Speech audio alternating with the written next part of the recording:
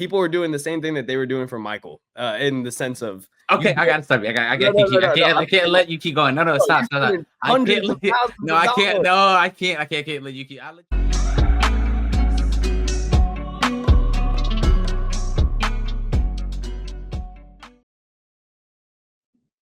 We're gonna start this eventually. Oh, we're recording. All right, yeah, my bad. What's going on, y'all? It's the Our Recording Boys back with another podcast. It's the young Rottweiler, Ethan Hamilton. And I'm 007 Gage Sutton. Thank y'all so much for tuning in again for another episode. Make sure that before we get into all of this, y'all are hitting the subscribe button, hit the like button. Make sure y'all are sharing this with friends and family, everyone that you think will enjoy, our hip hop, sports, all over the place content. Our Recording is the place for them. So make sure you guys are sharing this video with everyone. And we appreciate all the support we get on all of our socials and stuff. So let's keep it going, right? Exactly, man. And let's do a little bit of a catch up with another episode of Our Recording. Man, it was good to see you this past week. Yeah, dude. He came down to we got Mr. Young Rottweiler in my city, in San Antonio, Texas. Yes, sir. And I see that my influence is finally starting to get to him, because he came down for a professional wrestling show. Not just a professional wrestling show, it was an independent professional wrestling show. We was in some grassroots. And it was a good time, man. Seeing you come down here, seeing you enjoy some wrestling, it was a lot of fun. But I want to hear your first experience. What was it like for your first experience at an indie wrestling show? It was amazing, bro. It's the first time I've ever done anything like that. Believe it or not, I've never been to like a wrestling event, even though I love WWE and wrestling. I've never been. So this is my first ever time. You took my cart and you took my card going down there. And it was a blast, man. It was me, Jason, Jairus, some of your friends, some of Dylan's friends. We all went down there to because you put us on to this wrestler called El Zorro de Jalisco. Yeah, bro, I'm telling you, best wrestler I've ever seen in my life. We was turning up in there, easily the loudest people in the venue. In that little church gym, we was easily the loudest people in there. Yeah. Hey, shout out El Zorro de Jalisco, and hey, shout out to a bunch of the other wrestlers that we saw on that card too. Gotta give a shout out to one of the youngest wrestlers we saw on the card, Brock Ali. Hey, shout out to Brock Ali. We'll give a shout out to Jay Young, who is also a fan of the Our Recording podcast. So if you guys are interested in having an independent wrestler join the show, let us know, and we will ask. We'll see what we can do. Come on, Gage got the plugs. Gage got the connects, man. You know what's up. But honestly, going to that show, just being a part of that was amazing. I never done something like that before, and it was dope. They will be seeing me again. You got to put us on to more events like that, Gage. Hell yeah. I will. I think professional wrestling, especially on the independent scene, is a lot of fun. Support independent wrestling, and you can have a good time, just like Ethan and all the guys who came out. And yeah, dude, I'm telling you, wrestling is everywhere. Even if you're in a small town, I'm sure you could do like a 20-30 minute drive to your nearest big city, and they've got wrestling somewhere. Going in the backyard. Yeah, it's a lot of fun. It takes it to another level if beforehand you kill a Four Locos or a beatbox in the parking lot. Stay away from the Cutwaters, because boy, when I was down there, I went out with you and all the guys, and boy, them Cutwaters whooped my ass. We need to do a ban on Cutwaters nationwide, bro. They are no joke. They do not need to be played with. I'm surprised they're legal, to be honest. I'm surprised we didn't like walk out of the gas station with one of those like big buzz balls either. But those days are over. The days of us killing buzz balls, 2 buzz balls to the dome before we go out, that's over, bro. I cannot do this anymore. I cannot do that anymore. It's like, well, hopefully we don't get demonetized for talking about our alcohol drinking in the first 5 minutes of the pod. But regardless, we'll be alcohol. I'm telling you, like, cut waters. They're waters. Like I don't know what they think it is. Yeah, exactly. But it was good to see you in my city, man. It was good to see you enjoying some professional wrestling, and there was some larger scale professional wrestling with SummerSlam and WWE going on. We got a lot to talk about in today's episode, so we won't have time to get to that. But if you guys are interested in hearing us talk about it, make sure y'all leave a comment. Let us know that y'all want to hear our SummerSlam thoughts, our recap, all of that. And maybe we'll get one of our wrestling friends to jump on and talk about what's going on. Absolutely. But now since Gage, I came down to S, you already know what it has to do. You're gonna come down to Dallas soon. Oh yeah. We're gonna get some work put in content wise, maybe with some of our Dallas content creators and see what's up. All right. Hey, I'm all in. It's been a minute since I've been to your city, so we'll see if it lives up to the hype. Okay. Bet that. Because you know, I the one time I went to Dallas, it was pretty chill, but just seems like the powers that be in Dallas are just trying to make that city worse for all of its inhabitants. Don't get me started. Don't get me started, please. Derrick Jones not bringing back their top pass rusher. I think that's priority number one on the Dallas sports fan agenda. I mean, I'm a Chiefs fan, so that's what I'm worried about this offseason. I don't know if you remember it. I don't know if you remembered about that. But honestly, let's move on to the first topic of the show, which I think is the craziest, right? Well, in the last 24 hours, it has been known that ESPN and more so Disney has been taking a big chunk out of the NFL has given them like a really large licensing agreement in which the ESPN/Disney will acquire NFL Network, NFL Red Zone, NFL Fantasy in exchange for 10% of ESPN's equity stake in ESPN, which I think is a huge deal, right?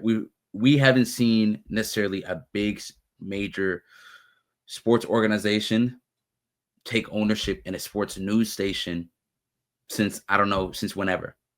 So it's crazy that these two big conglomerates are doing something like this, which on like a service level, it's going to be really cool to see NFL Network on a lot more of a wider scope, right? I think they're going to put it, I don't think they've announced yet where specifically they're going to put it, whether they're going to put it on Disney Plus, ESPN Plus, NFL Network Plus, or NFL Plus, or they're going to do it a lot more traditionally where it will be on cable network. I know NFL Red Zone will be a lot more accessible than before, which I think it's going to do really, really well. I mean, Scott Hansen is going to stay the host of NFL Red Zone, which I think that needed to happen. But Gage, how do you feel about this? I don't know how I feel about it because now, you know, let's flash back, because before we had streaming services and everything, I remember you had to pay your TV subscription or your TV provider. I think it was like $60 a month or something for Red Zone, NFL Game Ticket or Game Pass, NBA League Pass. Like everything that you wanted was a lot more expensive, and you had to go through the cable providers. But now that we have streaming, and for years it seemed like we were heading in the right direction. Everything was so easy to manage. You could have as many subscriptions as you want, share them with friends. But now with ESPN making deals like this, I know obviously this is to get more eyes on the product. The only thing that I could think of was, damn, this is another subscription service I'm going to have to pay for to watch my football. So I don't know. I'm a little conflicted in that sense of like, man, it's just more shit. But I am happy that more people are going to be able to watch NFL Network and NFL Red Zone, because I think those are the two products that a lot of people were missing out on, because either you had to have YouTube TV or Hulu to watch Red Zone. So just making it more accessible is going to bring more eyes to the product, which I think is a win for the NFL. I'm interested to see how ESPN is going to handle it, though, of like you said, Eve, whether they're going to put it on Hulu or they're going to make it accessible on ESPN Plus. What I did see is that they're going to start charging, like for all of that stuff, it's going to be like a $20 to like $30 price range for ESPN a month. Yeah, no, and that's what it is. It's like another added streaming service. And don't get me wrong, right? I would really like to be able to watch Red Zone a lot more accessible, because I think they're going to integrate, from what it looks like, they're going to integrate NFL Network with like traditional cable TV, and they're going to include Red Zone in the streaming service. That's what it looks like they're going to do. And I think it coincides too with today, like the day that we're recording this, they basically announced that a lot of WWE paid live events, pay-per-view events are going to be a part of ESPN now. Yep. So like what it looks like is Netflix is going to have Monday Night Raw. Peacock will still have the streaming rights to SmackDown, and I believe that's through the CW. So if you have cable TV or you're watching it through Hulu Live TV or YouTube Live TV, you should still be able to watch SmackDown. But the live events now, they're going to be going through ESPN, which I think I wonder how that's going to affect WWE Network.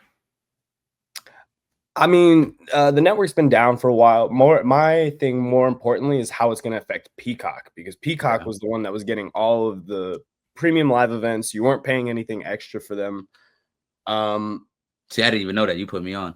Yeah. Peacock was awesome for WWE, I think, because you had everything on there besides Raw, which you just went to Netflix to watch. And this was after the WWE Network got shut down. So I guess it's a good thing for WWE, but they're kind of on my bad side right now, so I don't want to give them too much props. You still mad about SummerSlam, huh? I'm mad about a lot of things with this right now. So I don't know. I think overall, I'll keep my bias out of it and just say I think it was a good deal for WWE to associate themselves with ESPN and get in right when the NFL has another major blockbuster deal with the ESPN. I think it's good business for WWE. And even though people will probably have to pay a little more than what they were doing for pay-per-views, hopefully that doesn't come back to bite them in the ass. But I think the product is good enough right now to where people can justify paying $30 a month for ESPN to get WWE, NFL, whatever else. Yeah. I think the NFL is the big part of it too, of just having that in a centralized place. I think a lot of people will like that because we don't really have too many traditional like NFL games on ESPN anyways. Like we'll have Monday Night Football and a Saturday Night Football game here or there. And I think this deal is going to allow ESPN to have more games like that. So I guess we'll see. But I think that's a huge takeover that I think a lot of people who aren't in the know are definitely missing out on. For sure. Yeah. And I mean, like the whole landscape of streaming is changing, especially just Disney buying everybody. It feels like every week we hear about Disney buying a new company, having them merge, and just adding to their enormous media library already. I mean, no, I'm with you. It's insane. And I really want to ask you, do you think it's a conflict of interest for the NFL to now have equity in the ESPN when ESPN is doing ESPN betting? I think that's crazy to me. Yeah, I wonder how that works. I mean, I know the NFL has their hand in betting stuff, and it's definitely an interesting conflict, especially because you saw a guy like Calvin Ridley get suspended for a whole year for betting, for doing illegal betting during the season. And the NFL, like we said, promotes it so much. So it's interesting to see how like this will affect them. And if I didn't even think about the ESPN bet thing, because think about it, like that's a sports organization. I know ESPN bet and ESPN are two different like entities. Wink, right? Like, wink, wink. But I wonder, like, isn't that a conflict of interest? Doesn't that test the integrity of the NFL that now they have equity in that? In ESPN, I don't think they have equity in ESPN bet, but I mean, I feel like they're very much one and the same. Yeah, I mean, for sure. I wonder how that would affect NFL's other betting partners too, because if they're, they have 10% equity in ESPN, does that mean ESPN bet is going to get all of the NFL's attention from here on? What's going to happen to DraftKings? What's going to happen to Prize Picks? All these other ones that were being promoted by the NFL. It's going to be real interesting to see what the NFL does with all of this. 10% equity is no little bro. It's not a little bit. Like it's not like that's a lot of I know, it's a lot of money. That's a lot of money that they have in that. But I think from ESPN's standpoint too is like you have to do something to get yourself out of the hole ESPN seems to have found themselves in like the last decade or two, where it feels like it's almost like, I don't want to say monthly, but they just fire so many people. Like they All go the through layoffs. all the layoffs, all the firings. And like besides the Pat McAfee show right now, what's like the most popular show on ESPN, bro? It was Shannon First Sharp. take, first take still makes a boatload of money. Yeah, don't get me wrong, but I mean, like First Take has definitely strayed a lot from What it was, but I mean, from like a ratings perspective, First Take still brings in ratings. You know what I mean? Like Pat McAfee, does, but I mean, we don't know how much that Pat McAfee's been getting away with a lot. We talk about how much Shannon got away with. Pat McAfee gets away with a lot of stuff on that show, and we don't know how much longer ESPN want to keep taking that, especially with the lawsuit that Pat McAfee's having to deal with when it comes to that Ole Miss girl, that college girl, that she had said that she had done something with the student's dad, like willy nilly on the show. I know she's doubling back, like trying to sue them. Like, who knows how much ESPN is going to take? Because that's not the first time McAfee has said something where it's got him in hot water. You know what I mean? Yeah. It's going to be interesting to see, because I think because I don't think this takes an effect until the season after next. But I mean, we'll see. I know the WWE stuff doesn't happen until 2026. Yeah. So I wonder if ESPN is going to be the same thing. I guess we'll see. Yeah, it's going to be interesting. But regardless, ESPN keeps growing. They're the huge media conglomerate. And now they're being controlled by a mouse. Yeah, been for a minute. But we're speaking about somebody that's been on a crazy run. Tyler, the Creator, breaks his every other year album release by dropping an album a few weeks ago called Don't Tap the Glass.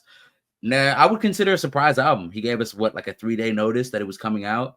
It wasn't a crazy big rollout for it leading up to it. Now, after the fact, you can make a case. Everything from the vinyl to the billboards. I mean, here in Dallas, you go down 35, not 35. You go down towards downtown Dallas. They have a big Don't Tap the Glass billboard that I always miss taking a picture of on the way home from work, that I'm gonna get a picture of one day before it goes down. But from that to the vinyls, I'm still pissed that I missed out on. I know Jairus got one, and I'm finding a way to break into his house and take it from him. But yeah, so Tyler dropped Don't Tap the Glass. I'm really excited about it. I enjoy it. Gage, what are your first thoughts on it? I loved it, bro. I think the fact that we got it basically out of nowhere was already really interesting. Like, we know Tyler isn't the type of guy to drop anything willy-nilly. Like, he's very smart and calculated with the way he releases his music, and completely different sound than what I expected, especially after getting Chromacopia, a very deep, introspective album. We just get something to dance to, something fun, something with crazy beats and Tyler's signature hard-hitting, aggressive delivery. I really like this album a lot, bro. And I don't want to compare any of his previous works, but this is one that really sticks with me just from the easiness of it to listen to. It's 10 tracks, and they're all fun. They're all bangers. They're all like Tyler did throughout the entire rollout. He said he made this album for people to dance to, and you can really hear it when you put it on. So I'm a big fan. I really enjoyed it, and I'm excited to see how much this album keeps growing, because I think it's number 1 on the charts right now. Like, Cox if I'm not Sources, mistaken. yeah. You You can look it up while yeah. I break it down. But honestly, I really enjoyed this project. I didn't love it at first. I thought it was cool. Listeners of AWR know for a few years now, for a long time now, we're huge fans of Tyler. I don't think we've disliked a single one of his projects he's released since the podcast started. I love Igor. I love Call You If You Get Lost. I like Chromacopia. I like this project a lot. I think he's staying with the theme of all hits, no misses. I really like the fact that he gave a little bit of insight to the project, being the fact that he hears a lot of his celebrity friends that are a little bit in the bubble, not a little bit, a lot in the bubble, how his celebrity friends are scared to dance no more because they're scared of being recorded or being beamed, and him being like, fuck all that. Like, we're going to dance. We're going to have a good time. and I'm gonna make an album that we can do that to. And I really appreciate it because this album is a dance album, right? It's a hip hop dance album, and I definitely hear it. Like it sounds very like disco funk, somewhat a little bit like it reminds me a little bit of like Run DMC too, like aspects to it. I really, really, really enjoyed this project. I'm still bummed that I missed out on getting the vinyl, but Tyler hit it again. He hit this out the park. And I liked how he did this towards the end of his Chromacopia tour. Doing pop-up shows here and there. He really killed it. He really, really killed it. And it wasn't too many crazy like features that we know of. Like a lot of these featured artists that he has on this project. It's not a lot. Like I know leading up to it, there was a fake track list going around, thinking that we were gonna get Kendrick or we're gonna get Clips, and we didn't get either one of those. The biggest name we got on this was Pharrell, and Busta Rhymes. We did get a Busta Rhymes. I don't know if it was a feature, more of like interpolation, if anything. But we got Yebba too. We got a lot of artists on this. Yeah, for sure. And as I look at it right now, there are only 3 albums at the moment, or 3 let's say like soundtracks, albums. I know K-pop Demon Hunters is up there. That's crazy. Fire movie, by the way. Movie, by the way. But Tyler is ahead of guys like Justin Bieber, Young Boy, we got Jack Boys, Morgan Wallen. Like this is a really great release for Tyler, even considering that there was no lead up to it. There was no like huge build up. I think it's just really cool, man. I respect Tyler so much for putting out albums so consistently that are good. They all sound different too. That's the amazing part. Like you said. So I was really excited with this album, or really thrilled with what we got from this album. And I'm just excited to see what else Tyler does from here, because we've already gotten so much from him over the years, and he's definitely one of those guys that you can say what you feel about like his last couple of albums, and we can argue whether they're classics or not. Yeah. But like you said, Tyler has not dropped a bad album, I don't think, in his career. Like you could go back even to his mixtapes, Bastard, and his early days. It has a lot of good stuff in there. There's obviously the hit or miss here and there, but consistently, Tyler has been one of the best rappers of our lifetimes for sure. And I don't think that's hard to say. And he has a big case to be one of the best rappers of the 2020s, if not, definitely that top 2, top 3 argument. For sure. Because you're talking about the project he's had since 2023 or since 2020, and we're halfway through the decade. He has Call Me If You Get Lost. He has Chromacopia, and now he has Don't Tap the Glass. And this will not be the end of it. I'm expecting us to get at least at the clip that Tyler's firing with, at least 2 more projects before the end of this decade. Ooh, that'd be cool. I'm not mad at more Tyler music. Never. But hey, I'm glad you enjoyed Don't Tap the Glass, and hopefully you get that vinyl, bro. I really do. I'm gonna find a way to get that. I'm gonna find it. Hopefully he drops another like pressing of it, even though he said it was one time only. I'm gonna find a way. To give you one. Hey, maybe he will. This album's been popping off. Maybe he'll hear. Maybe he's watching this. Tyler, if you're watching this, come on, bless the pod, man. Bless the pod, please. A couple copies, that'd be cool too. Yeah. But Tyler's not the only one that's been dropping really, really good music, right? And this leads us into our favorite segment of the fucking show. Tell me. Let's tell him. Put you on. Okay. All so right. Put you on, for those who don't know, it's where me, Gage, are going to put you on to what we're listening to, what we've been watching since the last episode.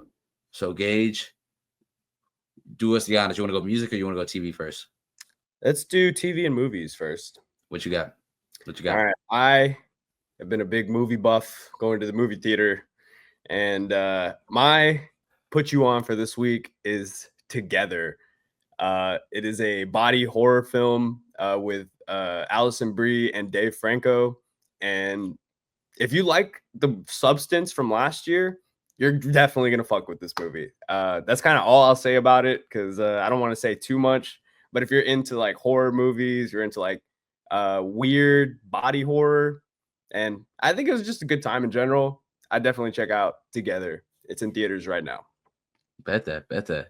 For me, I'm gonna lean into. I know you kind of briefly mentioned it, and I don't think I mentioned it the last two pods or so ago from I put you on. But I'm gonna pick K-pop Demon Hunters. Oh, okay. I know it's cheesy, I know it's corny, but I love it. I still think it's underrated. I still don't think a lot of people that love animation have watched it yet. It's amazing. I think Netflix has hit a big cash cow with it. They've already talked about making a sequel and a trilogy to this. The movie's fire. It definitely gives you that Teenage Mutant Ninja Turtles, Spider-Man feel when it comes to animation. I'm pretty sure Sony animated it as well. So the movie's absolute fire. I kind of see this going the same way like Frozen went for Disney. I think it's going to be a huge cash cow for Netflix. Huge.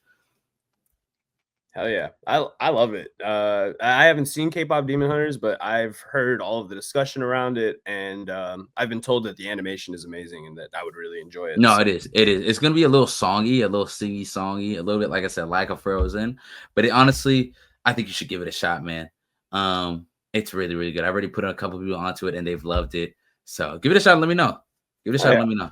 I'm down. And I think it's sometimes about going out of your comfort zone, doing something different. And that's a perfect segue into my put you on for music. And I am gonna put you guys on. I'm sure if you're kind of tapped in with hip hop, you'll know who released. But Metro Boomin released a new project called A Futuristic Summer. And it's a very old sounding album. Like you go back, you listen to it and you're like, bro, this sounds like early 2000s hip hop. Bro, like, what? It sounds like skinny jeans. It sounds like see-through glasses. Literally. Hollister. Polos, Ralph Lauren. That's what it sounds like. It's such a good album. Like I said, not every song is going to be for me. And I don't understand the hate that this album is getting. But I definitely got my 5 or 6 tracks that I will be bumping. Or I have been bumping. So that project's great. Sure. Yeah, I liked it a lot. And what are your favorite tracks off of it? The ones that really have stuck with me so far, I really like, let's see, Partying and Drinking, Take Me There, I Want It All. I think I'll go, and They Want to Have Fun too. They Want to Have Fun is one of mine. Trip Barbecue. Oh, Trip Barbecue so hard. Yeah. I've been singing that all the past week or so. With the Waka Flocka Flame. Yep. No, the project is really, really good. That's a very good choice. Very, very good choice. For me, I'm gonna pick it. Freddie Gibbs and The Alchemist, Alfredo 2. Oh yeah. I know we talked about how good Clips was and how it's one of our rap albums of the year, or just albums of the year in general.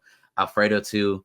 I was worried too because I'm not a big fan of sequels, and Alfredo 1 released on my birthday, and it's one of my favorite projects ever. Alfredo 2 is so good. It's so good. I didn't think they'd get close to Alfredo 1, and they're really, really close. So much so that if someone said that they loved Alfredo 2 more than Alfredo 1, I'm not mad at them. I'm not pushing back on nothing that they said. Hey, Freddie's another one of those artists, man. We got to give him his flowers while he's still here, because project after project, it seems like he just does not miss. He don't, bro. He really did something here. I like it too. I'm not the like biggest Freddie Gibbs supporter, but even I tapped in, and he brought me back in. Bro. Yeah, he brought me back in for sure, bro. What were some of your favorite songs? Because the ones that stuck out for me were Ensalada and Shangri-La too. Yeah, Ensalada I like a lot. What is it? Ensalada I like Skinny Suge too. I really like I Still Love Her, Shangri-La, Jid Killed His feature on Gold Feet. Yep. Yeah, no. There's been so much good music. I can put you on to some more. Fuck it, we already here. I'm gonna put Wale and Pusha T did a really short track, 2 minutes, called Damage Control on the Culture Jam EP. Fire. Chris Brown and Bryson got what I think is a hit on their hands, and it depends, because I know we have so much new music coming out in the next week or two. We're gonna talk about it too on the next project or the next episode of the pod. I know Jizz dropping, Bryson's got a project dropping, Young Nudie got a project dropping, In 2 weeks, who else got a project dropping? Gunna has a project dropping this week too. Mm-hmm. I'm so excited, so excited for this next few couple weeks of music. So let's see, look at us, man. We added a couple little extra jams to this, put you on for the week to hold y'all over. Hell yeah. Yep. And it's been a fun summer. It's going to continue to be a fun summer. So make sure that y'all are subscribed. Make sure you hit the like button if any of these put you on suggestions put you on to something fun. And if you are enjoying the podcast so far, please make sure to share it with a friend. But please. That's going to be it for Put You On. But I think I want to keep it with another music discussion because, I feel like a lot of people still talk about Michael Jackson as one of the greatest artists of our ever, right? And I think rightfully so. Okay, I'm scared where you're going with this. No. I'm just saying, like, I saw a bunch of online discourse about how Beyonce is a bigger artist all time than Michael Jackson at this point. In the year 2025, after everything that Beyonce's done, that she is a bigger artist than Michael Jackson. And I don't want to say that she's a better artist than Michael Jackson, but there are arguments to be made that she may be a bigger artist than Michael Jackson. And the reason I say that, hold on. Listen, I say that with The Weeknd and I say that with Beyonce, but it's mostly because of just the wide accessibility you have to their music now. Back then with Michael Jackson, you went to a record store and you bought the Michael Jackson album. Everyone knew who Michael Jackson was, right? This is a different era. And I think with everything, I see you getting angry right now. I'm getting upset again. Era. Everyone has options. Everyone has, there's certain genres that they listen to. So for an artist like The Weeknd or Beyonce to be reaching billions of streams and being at the top of, all of the discussions for top artists in the world in an era where, again, you have everything at your fingertips. You don't have to listen to these artists. I just think it's really impressive. And to be fair and give them their props too, in this sense of they sell out arenas, they sell out stadiums, and people were doing the same thing that they were doing for Michael, in the sense of, okay, I gotta stop you. I can't let you keep going. No, stop. I can't let you keep. I'll let you spew. Let's hear it. This nastiness. You saw me. I was holding it. I could not let you keep going. Go. Bro, Beyonce is big and huge in her own right. Beyonce is a megastar of the megastars. She is in the top 1% of artists and people who have ever lived as far as popularity goes. But Michael Jackson is in that 0.01. Only Jesus and Gandhi are bigger than Michael Jackson. and one of those is arguable. Like, what are we talking about? You talk about vinyl record stores. I hear you back with Michael. That's just one era of Michael. That's Jackson 5 Michael. One of the biggest groups of all time. I think you forget. This isn't like comparing Destiny's Child to the Jackson 5. Destiny's Child and Jackson 5 ain't the same. Ain't the same at all. Destiny's Child, they were in their early 20s. Like that, they were there. Michael Jackson was a baby. And you wanna mention that? Like, that's not even the same breath. Like the Jackson 5, like and Motown did for music. Like, it's not even comparable, first of all. And then we get into prime Michael era. Then we get into Off the Wall, Thriller, and Bad. The greatest 3-album run in the history of music that's ever been putting pen to paper, putting sound to an ear. It's never no. It's my turn. Stop. Listen. You ready to piss you off? Listen. I'm here to give you some validation in that. I agree with you. I think those are the 3 greatest albums of all time. The 3 greatest album run of all time. But let me ask you this: what happened after? What happened after is he still had Invincible. He still had This Is It. He still had like his movie soundtrack. He still had Immortal. Mike Jack was still Mike Jack. I don't know who y'all think you play with. All right. He still had Dangerous. Like, there was Dangerous. There was Invincible. Like, he had he is the first one to have a movie. That's Mike Jack. Like, I get it. Beyonce's great. I get it. The Weeknd is amazing. The Weeknd copied Mike's whole flow. I get it. And he don't even like, I get it. But stop comparing it to Mike. Stop doing this to yourself. Mike, another thing you forget is like when Michael Jackson was peaking was the rise of MTV. MTV was what people like our older cousins and our parents knew from music, right? Like that was it. Like MTV had its own era for 20 years of music ran through MTV. And MTV got put on because of Michael Jackson. They rode the wave of Michael Jackson. Like that's why I be forgetting. Like we talk about the wave, we talk about fads, and forget that Mike Jack was the wave. MJ was the wave. Like there will never be nobody bigger than Michael Jackson ever. Like that won't happen again. Like especially like the way our society's relationship is with celebrity now. Even somebody as universally loved as Beyonce ain't even universally crazy love like that in comparison to Mike.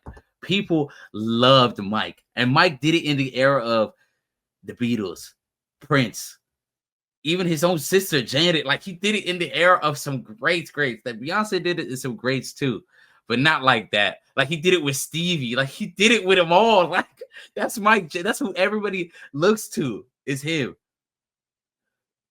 Hey, I listen. I'm not. You be trying to test me. You go on the spot and you try. Listen, what's the episode you be trying to piss me off? That's what you be trying to do. Hey, maybe I do play a little devil's advocate. I bring this stuff up just to antagonize you a little, because like in true reality, I don't think there's an argument against Michael Jackson being a top 3 artist of all time at all. And like, there's just so many other aspects that you can get into with Michael and how great he was.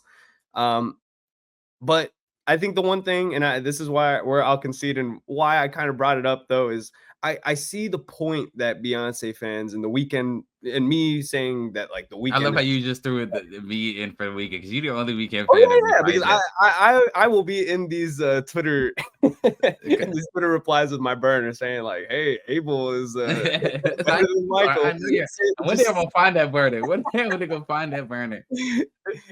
I love it, man. I want to see what the world thinks of this take, and I know that there are some people who like you will defend Mike to the grave, and I do not blame them, but I think there should be something to be said about the current generation of artists, or at least the current top stars of this generation, and just give them some props for getting to that top position in a music industry that is so much different than it was 20, 30 years ago. So yeah, just something to ponder, to think about, because now that Mike Jack's gone, like we said, his legacy is kind of cemented, but we see Beyonce and the Weeknd continue to break records and do stuff, so it's only natural that we have these conversations, I think.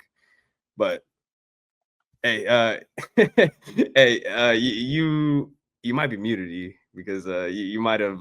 Sorry, I blew out my fucking speakers. That's what I did. I blew up my mic. So you're getting too angry, right? I was getting too like the steam was boiling, like it was coming out my ear and everything. Like, yeah, but it's only natural that people like me come on mics and we spread a good word, a good gospel. Because, like I said, I love me some Beyonce. I love me some Weeknd. I love me some Drake. All these huge artists, but they're not MJ. They're not Mike Jack. Like he was a phenomenal. Like I said, MJ was the wave, man. That's who he was. And so, like I appreciate you giving me that. You let me today like get to that point. I mean, it's good to get the blood boiling and get the blood rising a little bit. You know what I mean? Because I feel like you get me to that point every episode. Pause. My fault. Yeah. All right. Well, I think we should move on to another topic, because there's already a pause. This whole topic is I don't even really know how to start this one, because I think we should start with love. Yeah, for sure. Actually, let's start with the good stuff that's happening in the WNBA. Yeah, I think WNBA All-Star Weekend was fire. I think we talked about it before, how great the Stud Buds were on just in all promoting WNBA, how great the Stud Buds were in promoting WNBA All-Star Weekend and all the big stars that took place and took a part of it. Shoot, this rookie class has been amazing this year. I know Caitlin Clark hasn't been like the she hasn't done the greatest on the court this year. This is definitely she's suffering from sophomore slump. Definitely, the injuries have happened to her. But I mean, Kiki Arafan, Sonia Citrone, Paige Beckers, like this rookie class is really, really good, if not better than last year's. And so the fact that it's going this much under the radar, I mean, shoot, I think Paige Beckers is having a better rookie year than Caitlin Clark had last year. Whew. Hey, I don't know if I'll go that far. Maybe because Paige herself is having an amazing season, and she's looked really great. But I just think, like, in terms of cultural impact, I just feel like Caitlin was like a whole different thing. Like, no one was watching for sure. But if we talking about like player v player, I mean, Caitlin's rookie year, she averaged 19 points. Paige is averaging 18. Caitlin's rookie year, she's averaging 8 points or eight assists. Paige is averaging 6. Caitlin averaged 6 rebounds. Paige is averaging 4. Now I know you're thinking, well, sounds like Caitlin got more than everything than Paige, but you're forgetting the efficiency in which she's doing it. She's having a way better assist to turnover ratio. She's shooting the ball way better from 3, from the field, from the free throw line. In general, I think she's quite comfortably outplaying her. Like, she's the fastest player in WNBA history to record 350 points and 100 assists. She scored double digits in each of her first 20 games. And Paige is playing on a worse team. Objectively, she's playing on a worse team. And I think even too, like, if she got the chance to make the play, the Wings had a shot this year to make the playoffs and show out, I feel like even more people would see how great Paige is. Hey, I mean, it's hard to argue against her because you see highlights on Twitter of her. You see what she did against the Liberty last night, bro. she crossed that girl over so bad and then just stepped back easy, made it she looked like a clone of Kyrie. Bro, she walked her down, crossed her once, said, okay, step back, let's do this one more time. Got her again, stopped on a dime and hit the J. Bro, Paige is so good. She's already, I think, a top 3, top 4 guard in basketball. Like, I'm ready to say that she's already a top 10 WNBA player. Like, I think Nafisa Collier right now is the best player in the W. Asia is a very close second. If someone says she's the best, I'm not mad at it. I think Stewie is right there. I think Alyssa Thomas is right there. And I think as far as guards go, Caitlin, Paige are right there. Like, I think it's really close. I think it's really, really close. And I think Paige is only going to get better too, with hopefully Dallas building a better roster around her. Like, Jackie Young is really good. Jonquil Jones has been great this year. Jewel Lloyd's been kind of Sabrina's been cool. Aneka has been good. Like, she's right there, bro. She's right there. Like, yeah, I know you're loving it right now because she's doing it in your city. Oh, for sure. So I think it's good, man. Like, overall for the game, we need more women who are exciting to watch, and Paige definitely fits the bill. And I think it's just good for the league overall, man. Like, Caitlin was a great start for people to start watching the product. Paige is what's going to keep bringing people back, I think. But Paige is going to be one of her rivals. I'm telling you, like, this is, and next year we're going to have, or the next 2 we're going to have AZ Flood come in. We're going to have a lot of great players. Sarah Strong eventually is going to come. Juju's going to come. Like, we have more. Like, the era is coming. Like, definitely. And this, and even the W right now, like I mentioned, I forgot some players too. Satu Sabali's been great. Skylar Diggins has been still hooping. Like, Alicia Gray's been hooping. It's been a really good season for the W. I wish the Wings would make the playoffs, but I mean, we'll just have to wait 1 more year, 2 more years probably, for being honest, before we get to see play Paige in the offs. But that I think is the good. I think we did a good job covering the good. Yeah, a little bit of the good. Yeah, because there's now growing a theme the past couple WNBA games where green objects have been thrown on the court. we can't say what the green object is because we here at AWR Incorporated would like to keep our channel. But you can guess what the green object is. And yeah, no, at first when I saw that green object came out on my life, I thought it fell out one of their pockets. On everything I love, I thought when I saw it on the court, when I saw Centel post that green object on the WNBA court, I thought it fell out of one of the players' pockets, and I was hollering.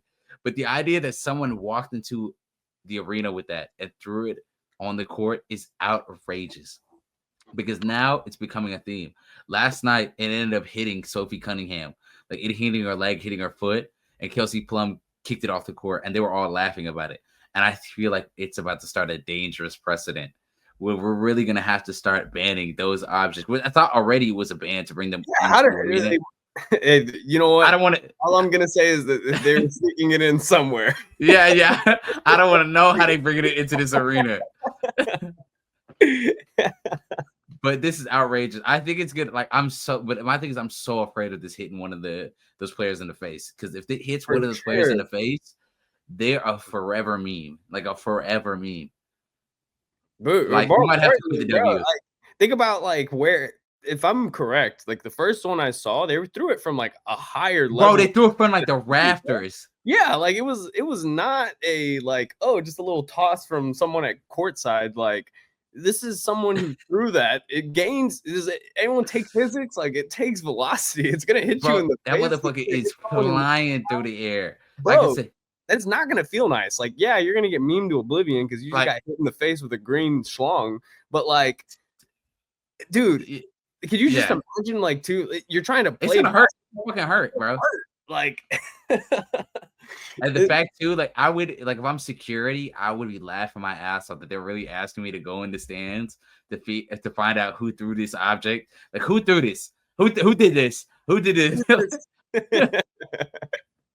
Like, oh, I already know. I'm waiting for the WNBA, like what's it called, press release telling fans, please stop. This is not safe for the players and all this stuff.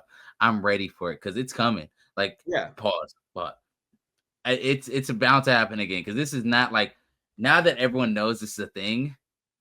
Like, the internet is gonna internet. Like, there's gonna be one person that's gonna go to a Atlanta Dream game just to throw this on the court. Yeah. And I mean, like, we're talking about it humorously because, you know, we're trying to find some humor in the situation.